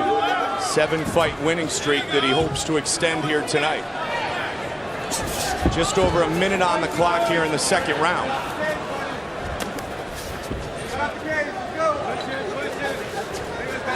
Dongi is starting to throw awkward shots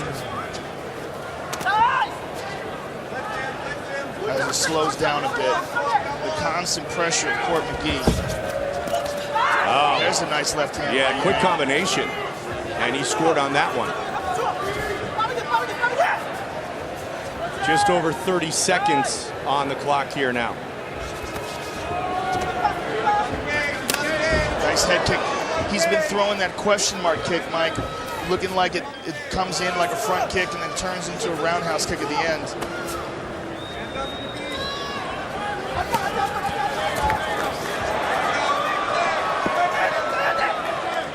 Ten seconds left in round two. There it is again, roundhouse kick. Yep. And doubles up to the leg as well. Final seconds of the second round. Gotta go!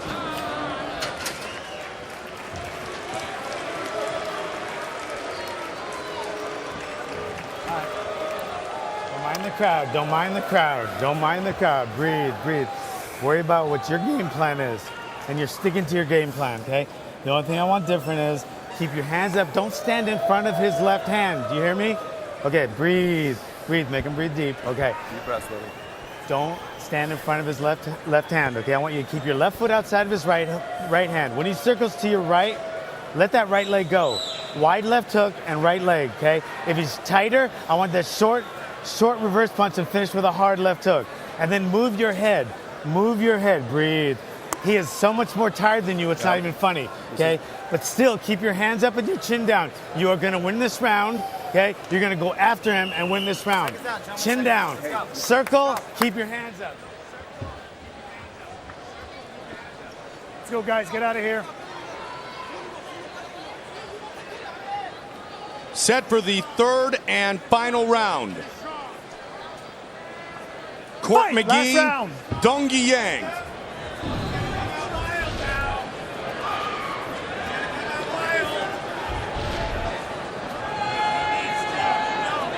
Close fight through 10 minutes.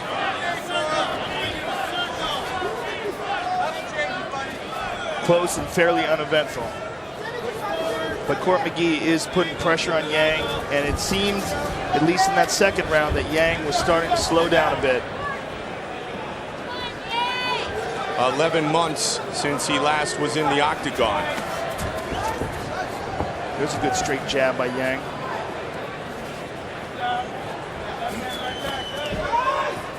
Yang was having some success with that inside leg kick, Mike. I'd like to see him throw some more of that. McGee trying to push forward. On Friday and Saturday, October 7th and 8th, it's UFC Fan Expo Houston at the George R. Brown Convention Center. Meet your favorite fighters, attend special events, training sessions, grappling tournaments, and so much more.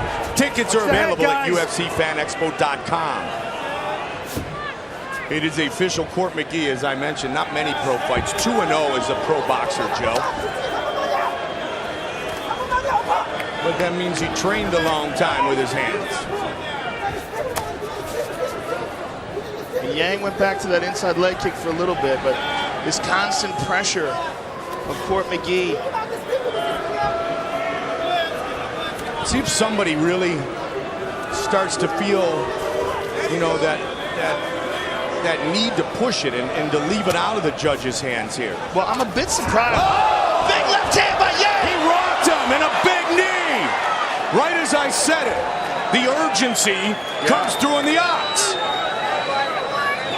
What I was going to say is that I'm surprised that Yang has not tried to take this fight to the ground. His ground and pound that he showed in the Kimmons fight was absolutely brutal. And now he's going to do it, yep. But it all started with a big bang to the chin. He had the back and Court shook him off, and now he's bloodied up. Here we go. Oh, he tagged him again. He tagged him with that right hook, Mike. Head kick. Uneventful before this. Oh! Yeah, no kidding. Right? It's like they were hearing me. Or they heard the crowd boo.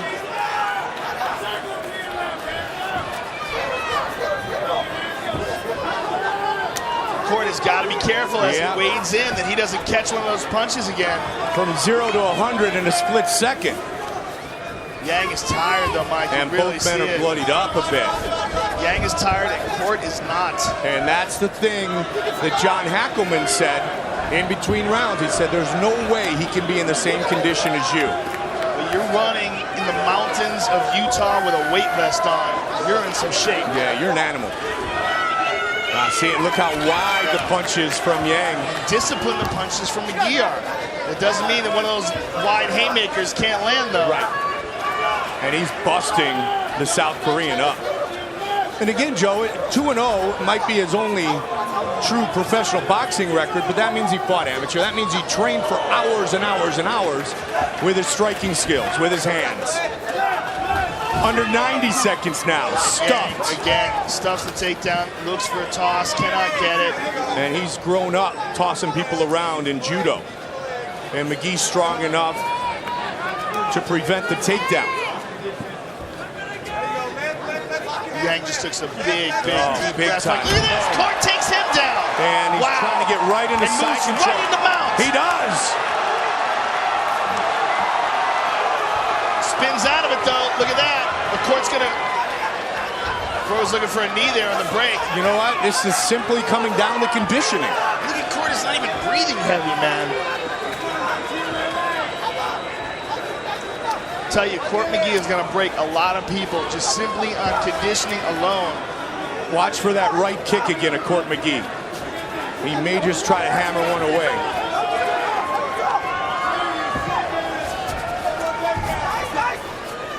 Under 30 seconds now. Showed it. There's a shot. Yang's trying very hard to stop it, but he's simply too tired. And Court is wearing on him. Hard in conditioning. In half guard, dropping elbows. The will to want it more. Hard elbows.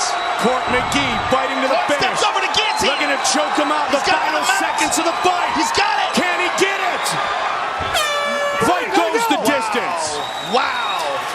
And Court McGee is still not breathing heavy.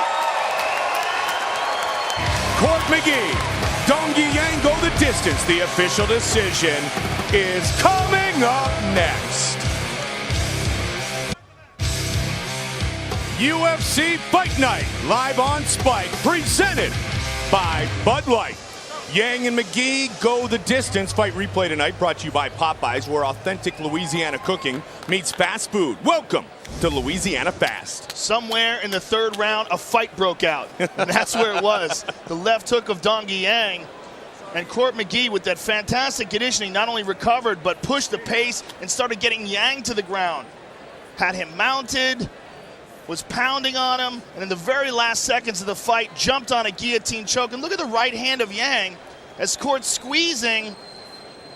Looked like he was about to tap. But nope, and made it to the bell. Here is Bruce Buffer with the official decision. Ladies and gentlemen, after 3 rounds, we go to the judges' scorecards for decision.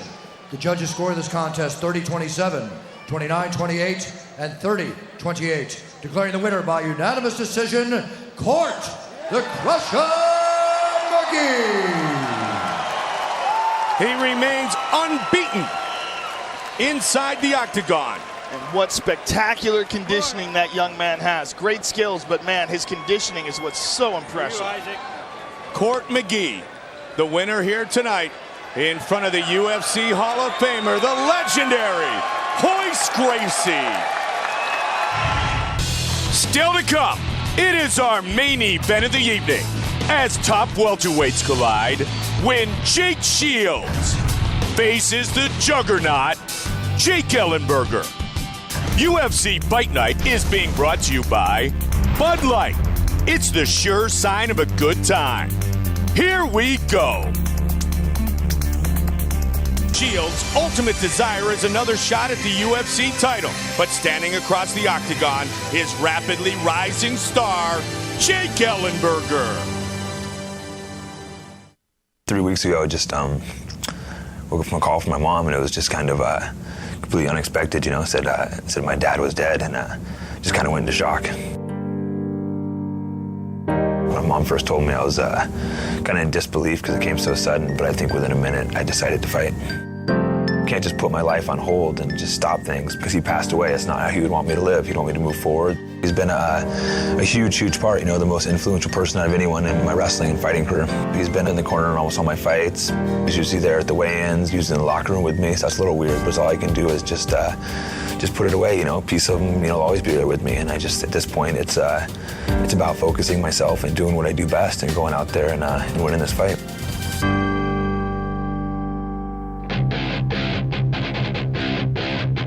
It's an honor to fight Jake Shields. I know that he's going through a very tough time in his life, and I respect his decision to stay in this fight. But, you know, he's one of the top guys, and it's going to be even a bigger honor taking him out and take his spot. Oh, big shot by Ellenberger. Ellenberger looking to finish the fight. It is all over! I'm looking at striking with Jake Shields. I have no intention of taking him down. I'm going to keep it on the feet and definitely knock him out. Oh, huge left hand thrown by Ellenberger. The kid has some dynamite in his hands. This kid's a little delusional. I'm gonna go out there and teach him a lesson in front of his mouth.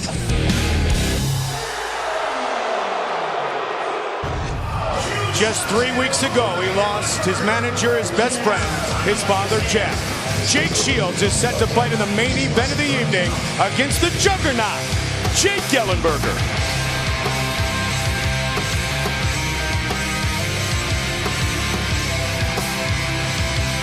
Power punchers in this 170-pound division. He's also an excellent wrestler. So taking him down is no picnic, and standing up with him is very, very dangerous. And he's coming off a big knockout victory over Sean Pearson in front of 60,000 people in Toronto. He said, I've had a blast with the wizard, Papiel Cordero, the former shootbox striking coach, who Ellenberger has trained with at the Rain Training Center. Mark Munoz and Jake Ellenberger have a wonderful relationship. He's motivated on a daily basis by one of the best middleweights in the world, the national champion Mark Munoz. Jake Ellenberger knows that a win tonight will place him amongst the elite in the UFC.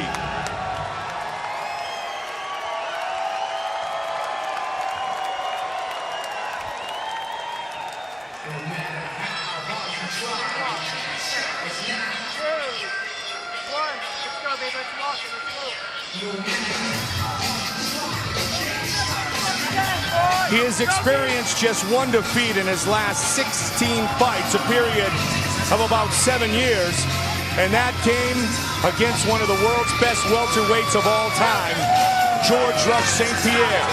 Jake Shields, the former Elite XC welterweight champion and two-time Strikeforce middleweight champion, including a title defense over Dan Henderson. Jake Shields is easily one of the best pure submission stylists, not just in this division, but in mixed martial arts.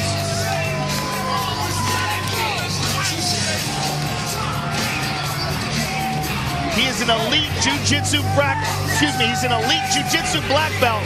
Jake Shields has had tremendous success in straight jiu-jitsu wrestling and in submission wrestling, but when it comes to mixed martial arts, he's one of the very best in the game.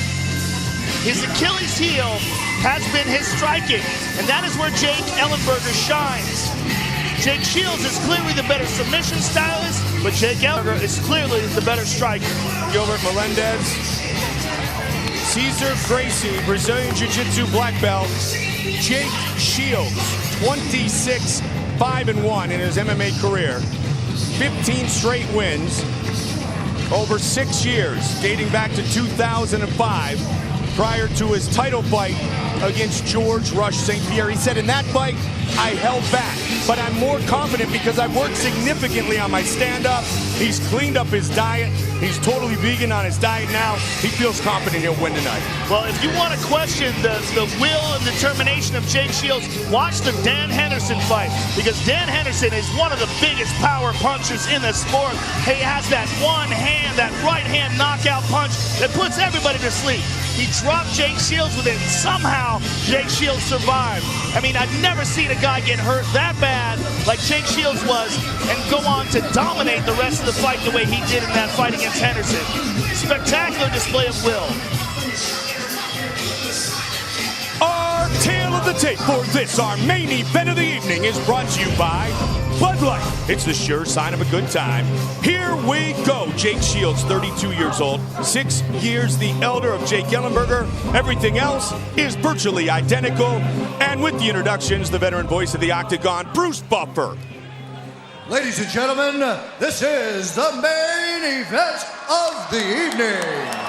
Sanctioned by the Louisiana State Boxing and Wrestling Commission, with Chairman Alvin Topham, Vice Chairman Buddy Epinato. Our 3 judges scoring this contest at Octagon side are Doug Crosby, Sal Diamato, and Richard Bertrand. And when the action begins, our referee in charge, Kevin Mohall. And now, live from the sold-out Montreal Convention Center in New Orleans, Louisiana, it's time! 3 rounds in the UFC welterweight division. Introducing first, fighting out of the blue corner, a freestyle fighter holding a professional record, 25 wins, 5 losses. Standing 6 feet tall, weighing in at 170 pounds. Fighting out of Omaha, Nebraska, Jake the Juggernaut Ellenberger!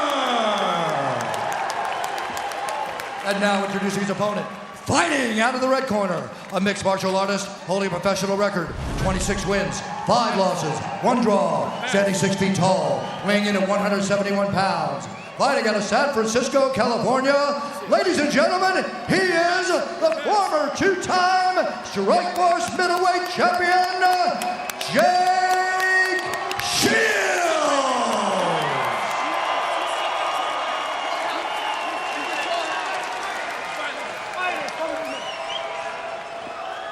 Okay, guys, you've both been given your rules. I want a good, clean fight. Obey my commands at all times. Defend yourself at all times. And if I tell you to break, break clean. Any questions? Yes, any questions? Touch gloves, come out fighting. The Battle of the Jakes, here tonight, live on Spike. Kevin Mulhall, our referee. Jake Ellenberger and Jake Shields. Fight scheduled for 3 5-minute rounds. Okay, fighters, are you ready? Are you ready? Let's fight! Here we go! Tonight's clock brought to you by the United States Marine Corps, the few, the proud, the Marines. Ellenberger in the best condition of his life. Riley Ross, Krzysztof Soshinski working on his strength and conditioning. He's been on a very strict diet under the guidance of Mike Dolce. And he threw him to the ground right there. 4-fight win streak for the Juggernaut. Big shot there by Jake Shields. He's got a hold of Ellenberger. Can he get him to the ground? No. Ellenberger, a college wrestler at Nebraska Omaha. And he trains with the two-time national champion out of Oklahoma State, Mark Munoz. Nice knee. Another big knee. Ellenberger looking to finish. His hands are over. Jake Ellenberger has to beat Jake Shields. He's still trying to take down the referee. He does not know what happened. Shields is so out of it, he was trying to take down the referee. He's just now realizing what happened. 5 straight wins for Ellenberger and the biggest victory of his professional fighting life. Wow. Fight replay brought to you by Popeyes, where authentic Louisiana cooking meets fast food.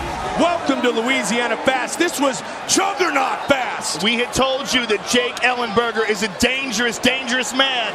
And there you see the big knee that had Jake Shields in all sorts of trouble. And Ellenberger is a finisher. Now look at this. Jake Shields had no idea what happened and kept trying to fight. Here's the knee to the body and to the head. And that one has him hurt. And these punches just dead on the jaw, on the ear. Kevin Mulhall had seen enough. But Jake Shields didn't know what happened, so he kept trying to fight.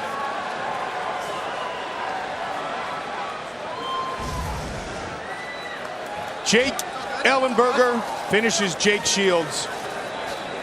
The passing of his father, Jack, just 3 weeks ago. Our prayers go out to the entire Shields family. But tonight, Jake Ellenberger has placed himself amongst the elite.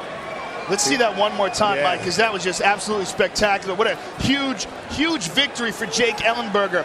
And let's see it again.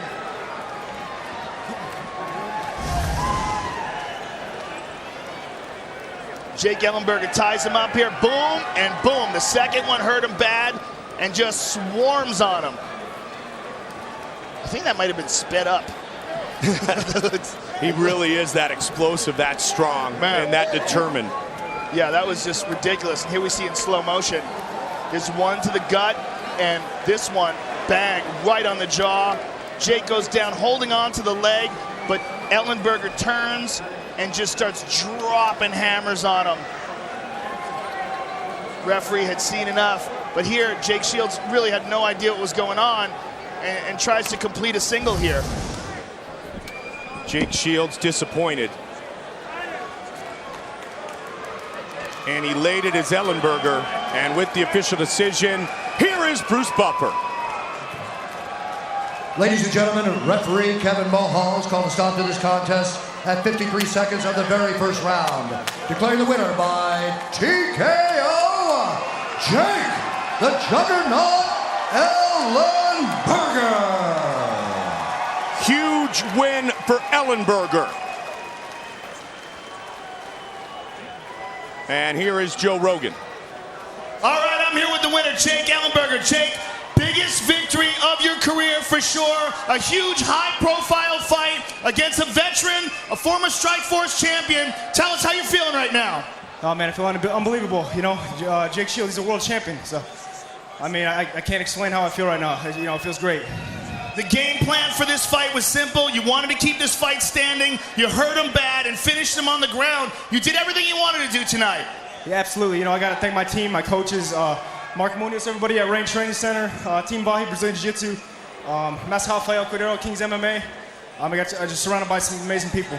Yes, you are. And take a look at the big screen and let's look at your handiwork here. That's the knee that had him in all sorts of trouble. Tell us what was going through your mind here as you finished him off. Just keeping the pressure, man. That's you know, the whole strategy coming in here is keeping the pressure on him, you know, and man, came out with the W. Feels great. A huge W, sir. Congratulations. Jake Ellenberger, ladies and gentlemen. Ellenberger with the biggest win of his life. Joe will now visit with Jake Shields. All right, I'm here with Jake Shields. Jake, Obviously, you're disappointed. This is the first time you've ever been stopped. Tell us what's going on right now. Just frustrated, you know. I got hit with a good hit. Went down. I was still trying to fight. I wish we got to fight a little more, but it is what it is, you know. It's a ref decision. I still wanted to keep fighting, but I mean, he did hit me good. I'm not trying to take anything from Ellenberger, but I thought I had a little fight left. But ref thought it was time to stop it, so nothing I can do. Well, I'm sure we'll see you again, and I'm sure we'll see you even better. Thank you very much. Jake Shields, ladies and gentlemen. A disappointed Jake Shields, the former champion, who will certainly remain amongst the best in the UFC welterweight division for a long time. But tonight belongs to Jake Ellenberger. And so much of a difference has been made in the life of Ellenberger by that man, the Filipino wrecking machine, Mark Munoz, and by his twin brother, Joe. Don't forget, coming up next right here on Spike, it is a sneak peek of Spike's hit comedy, Blue Mountain State. Of course, the season premiere of Blue Mountain State is this Wednesday, September 21st at 11 on Spike. And 1 week from tonight, our coverage of UFC 135 begins with prelims live on Spike. 8 in the East, 5 in the West. Our main event live on pay-per-view 1 week from tonight. John Bones Jones against Rampage Jackson. Joe, what a moment, though, for Jake Ellenberger. He truly now is amongst the contenders. It's an amazing moment for him. And, you know, he was the guy that, as I said, from the very first fight he had in the UFC, was knocking on the door. Had Carlos Condit in all sorts of trouble. Condit is obviously one of the very best in the world. Jake Ellenberger is a killer, and he showed that tonight. Jake Ellenberger, 5-1 now, 5 in a row in the UFC. Sneak peek of Spike's hit comedy is coming up in just a matter of moments. Blue Mountain State, the sneak peek coming up next. Allen, the talent vulture, triumphantly returns. Eric Koch, a winner over Jonathan Brookins. And Court, the Crusher McGee, stays unbeaten inside the octagon on a night that belongs to the juggernaut, Jake Ellenberger. For Joe Rogan, Mike Goldberg saying so long. See you next time inside the octagon. Coming up right now, Blue Mountain State.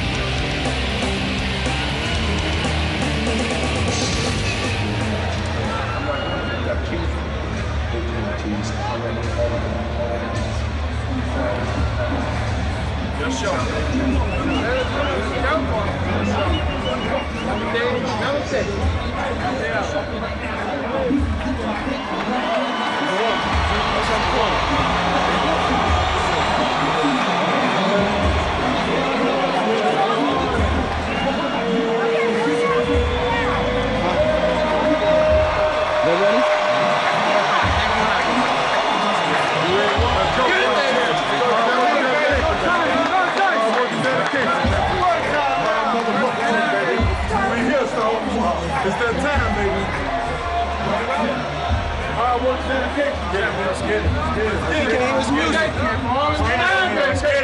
gotta wait till we get to the. We gotta wait till we get to the what's name. Let's go.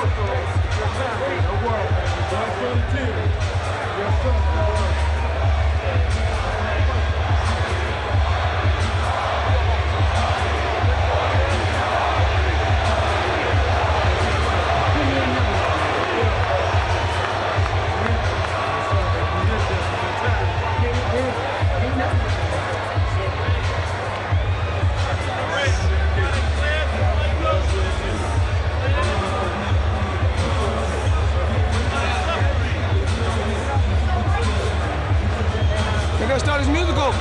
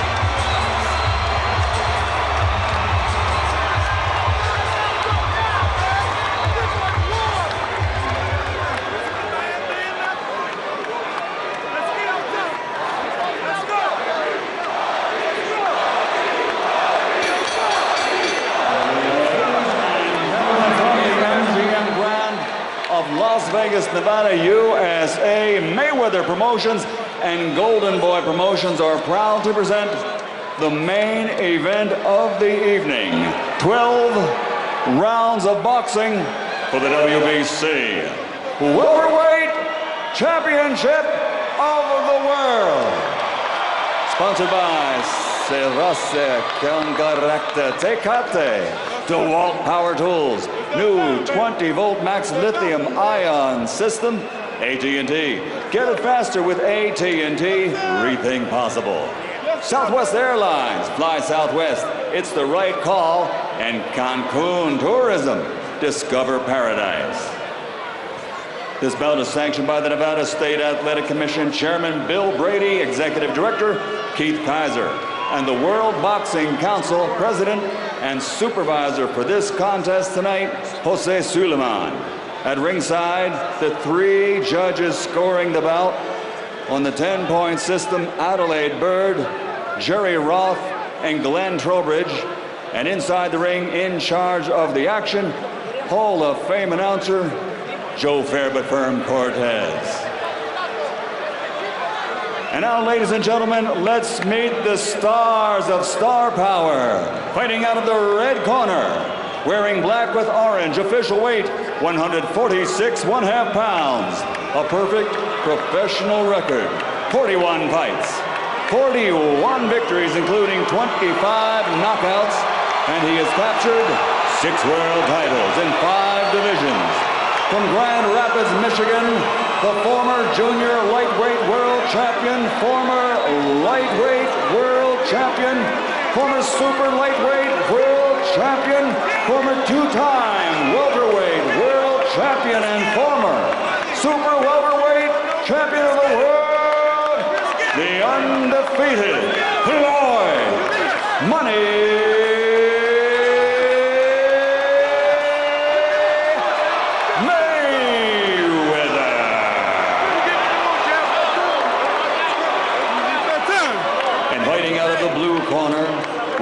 silver with red, officially weighing in also at 147 pounds. A professional record consisting of 29 victories, including 22 knockouts with 2 defeats and 2 bouts even. His KO to victory ratio was among the highest in boxing history among welterweight champions. From Ventura, California, the reigning